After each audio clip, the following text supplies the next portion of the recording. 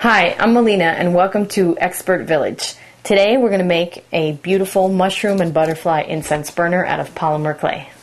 For this next step, we're going to create 2 antennas for our butterfly. So you're going to take some craft wire, and you want to make sure when you're selecting your wire, you get wire that's extremely pliable. You want to make sure it's not coated with anything because we are going to put this in the oven and you don't want it melting. You want to get a wire that's fairly flexible, and you also want to get a wire that's not too heavy. So, you're going to calculate about how long you want your antennas, and I would say probably about 1 inch. So, we're going to go ahead and we're going to cut them a little bit longer than 1 inch because we're going to make them twirl. So if you want them to come out 1 inch, you're going to go ahead and make them a little bit longer than 1 inch.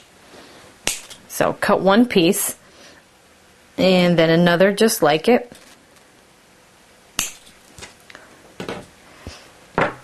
Then you're going to take a few crystals, and I chose orange and pink because I want them to match the butterfly and the mushroom. I chose the orange to bring out the colors in the mushroom, and I picked pink to match with the eyes of the butterfly. So you're going to take 2 crystals on each wire. You're going to take your 2 crystals and put them on the end of one of the wires. You're going to move them up a little bit, and then you're going to take your wire, fold it around the crystals,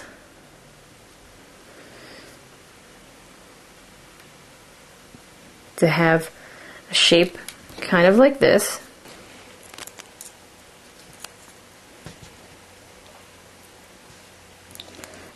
So we're now going to put the antennas in the butterfly, and you want to go a little bit slanted. You don't want them poking straight out.